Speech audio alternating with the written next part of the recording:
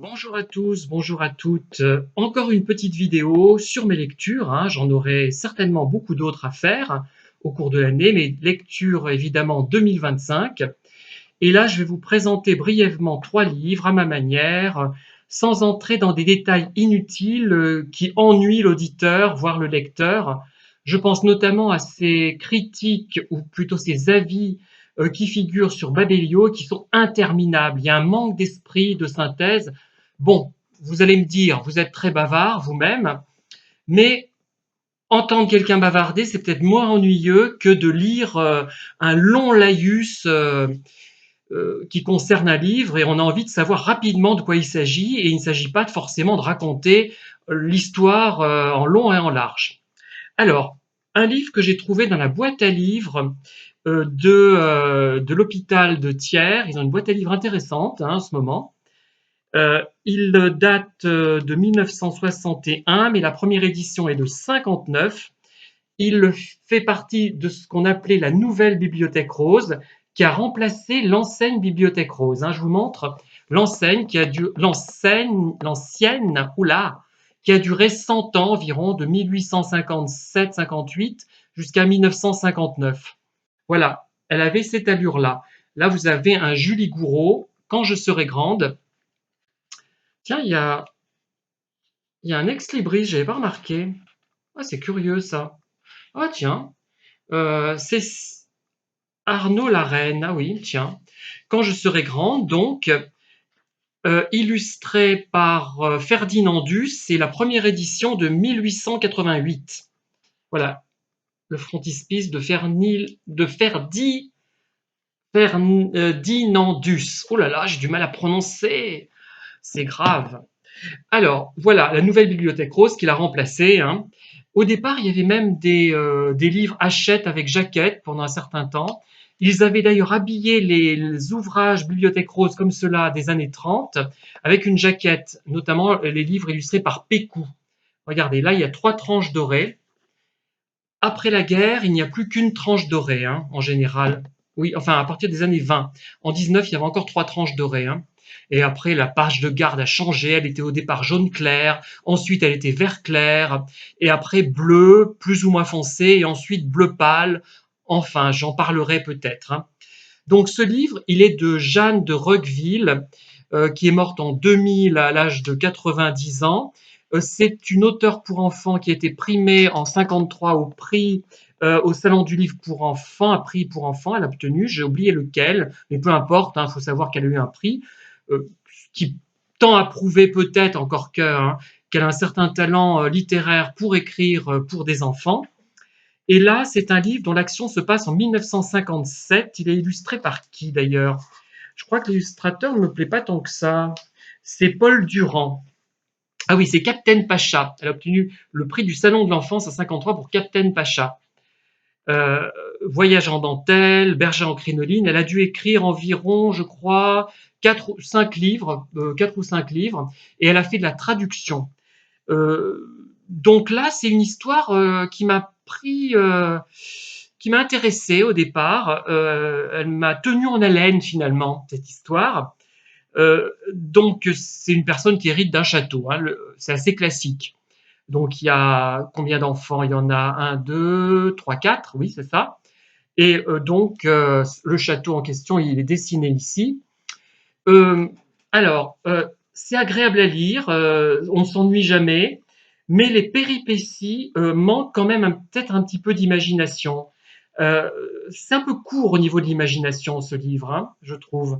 Bon, après, il faut se remettre dans la peau d'un enfant. Peut-être que euh, quand j'étais gamin, ça m'aurait plu, ce livre. Mais en même temps, on ne retrouve pas les personnages de Georges Chollet, Fantomette, Boulotte, Ficelle, Françoise Dupont.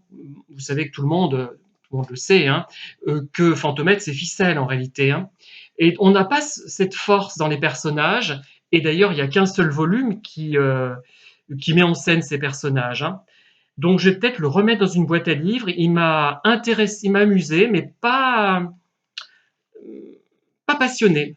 Ça manque, je trouve, c'est pas mal écrit, il n'y a pas rien à dire. Il y a quand même une faute de syntaxe à un moment donné, mais bon, ça arrive. Moi, j'en commets aussi. Euh, voilà, c'est le numéro 40 de la nouvelle Bibliothèque Rose. Elle paraît nouvelle. Enfin, pour l'époque, elle est nouvelle. Maintenant, elle a bien changé, hein. Et à l'époque, on avait quand même de vrais textes, hein. Je ne veux pas jouer les vieux rabat-joie, mais quand même, hein, regardez. Voilà, donc bon. Alors, ensuite, un roman policier de Paul Gérard, Deuil en rouge, qui fait partie d'une série que j'avais trouvée dans une boîte à livres également. C'est aux éditions Lombardie. La première édition était parue dans une jolie collection qu'on ne trouve pas très souvent. Soit elle est moins courante que le masque, par exemple. Les masques anciens, on trouve pas mal. Soit elle est très collectionnée. Et c'est des petits volumes de la collection Un mystère. Il y avait un éléphant et il y avait des jolies couvertures très colorées, très bien dessinées, très bariolées même, dans les années 50-60. La première édition est parue en 58, la première édition de ce livre, Deuil en rouge, de Paul Gérard. Euh, il a écrit combien de livres? 1, 2, 3, 4, 5, 6, 7, 8, 9, 10, 11, 12. Une douzaine de livres, plus ou moins des policiers. Et celui-là, il a obtenu le Grand Prix de la littérature policière en 1959. Alors, c'est une intrigue un peu inhabituelle. Il fait partie d'une collection Les chefs-d'œuvre du roman policier. Mais je dirais que, alors, le point négatif de cette série, franchement, hein, j'en ai lu un autre qui était excellent, mais j'ai oublié son titre, je vous en parlerai pas, donc, c'est les illustrations. Moi, je trouve qu'elles ne correspondent pas du tout au livre, elles n'apportent rien au livre, pour moi, hein, selon moi, c'est subjectif, hein. Je n'aime pas du tout les illustrations, par contre, j'aime bien la qualité du papier, il y a un signet, tranche-fil, etc., donc c'est un petit peu luxueux. C'est un peu la mode dans les, vous voyez, le signet. Et donc, on l'a bien en main, j'aime bien au niveau du format. Alors, l'intrigue, elle est intéressante quand même. Le type de livre plutôt est intéressant parce que c'est une intrigue qui commence de façon effroyable, hein, avec un accident de la route décrit de façon assez réaliste, mais de façon horrible, je trouve. C'est presque à la limite du soutenable, pour moi, du moins. Euh, euh, et par la suite, aussi, il y a des choses assez violentes, pas, pas très violentes, mais enfin quand même. Et tout au long du livre, c'est quand même beaucoup de personnages masculins. Il y a très peu de femmes. Il y a une femme, elle est tuée. Une autre femme qui est là, qui c'est un peu de potiche, qui n'a pas vraiment de rôle. C'est un livre masculin, masculiniste un peu. Mais surtout, ce que j'aime bien, moi, ce qui change, qu'on voit peut-être pas si souvent dans ces collections, on voit pas ça dans le masque, pas trop. C'est plutôt dans les séries noires qu'on verrait ça. Le côté euh, violent, homo-érotique, je dirais. Il y a vraiment, je me demande, enfin, je ferai des recherches peut-être et je découvrirai peut-être qu'il était homo, cet auteur. Il y a vraiment un truc homo-érotique dans les bagarres, dans la description d'un des personnages qui est à la fois décrit de façon très favorable mais très négative en même temps, mais on voit que le narrateur est attiré physiquement par ce personnage qu'il méprise mais qui l'attire amoureusement, sexuellement, je ne sais pas comment dire. Et c'est ça qui rend le livre un peu original quand même par rapport à beaucoup d'autres. Mais après, c'est plus un livre d'aventure où il mène une enquête d'aventure, mais pas une enquête à la Hercule Poirot, à la Agatha Christie, qui est plus intériorisée, plus intellectuelle, même si c'est pas du tout intellectuel au fond, mais ça donne cette impression. Le livre d'Agatha Christie, c'est quand même plus le raisonnement, même si le raisonnement est souvent aberrant et on ne comprend pas que, à part quelques titres très marquants, que cet auteur ait eu autant de succès finalement. Euh, Là, c'est plus dans l'action, c'est plus un livre d'action quand même, hein. C'est pas un livre tellement de réflexion, mais c'est un peu homo-érotique, hein. Enfin, pas mal même. Et je pense qu'il s'est contenu certainement même. Et enfin, le dernier dont j'ai déjà parlé, hein, bah oui, il a fait couler beaucoup d'encre et il m'a valu des remarques, mais vraiment désobligeantes, menaçantes même. J'ai été menacé. Donc j'ai interrompu certaines vidéos parce que pour pas faire de polémique inutile, pour pas aggraver les situations, ça ne sert à rien. Donc j'ai supprimé enfin, je les ai mises en privé les vidéos pour ne pas faire d'histoire. Et ce livre, donc au bout d'un moment, il me lassait un petit peu, je dois dire, il est un peu long. Alors le sujet, je dois l'avouer, ne me passionne pas. Je sais, c'est pas très bien de ne pas se passionner pour un sujet aussi important, mais on ne peut pas se battre sur tous les fronts. On peut pas, mon cerveau a des capacités limitées, hein, vous le savez, je suis très très limité.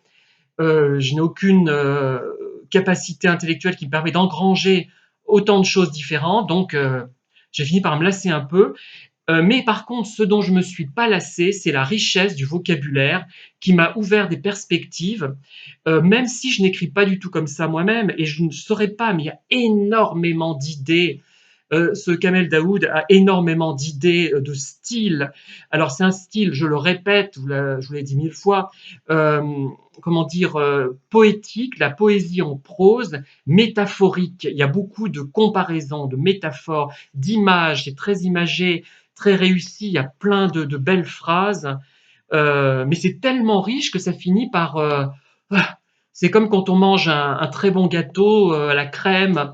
Alors il y a de la crème au beurre, il y a de la chantilly par-dessus, il y a... On n'en peut plus au bout d'un moment, mais, enfin, mais c'est pas un défaut. Hein. Mais pour moi, ouh, c'est un peu lourd hein, quand même, hein, dans le sens où tant de qualité, ça finit par épuiser. Et je comprends finalement que beaucoup préfèrent lire des livres de gare, c'est plus reposant. Hein. Donc un livre vraiment important que je vous conseille de lire. Par contre, celui-là, je ne le remettrai pas en boîte à livres, je vais le garder. Et peut-être que je vous lirai des phrases qui m'ont marqué, quelques-unes des phrases qui m'ont marqué. J'avais commencé à le faire avant de me faire incendier. C'est vraiment, ça monte. Moi, ça m'a même pas fait d'effet parce que c'était tellement bébête. Des gens qui n'avaient pas lu le livre en plus. Hein et qui en parlait. Voilà. Ne parlez pas d'un livre que vous n'avez pas lu. Voilà, c'est idiot. Bon, allez, je vous laisse. Je vous montre ces trois, ces trois volumes. Voilà, vous les voyez là. Hop.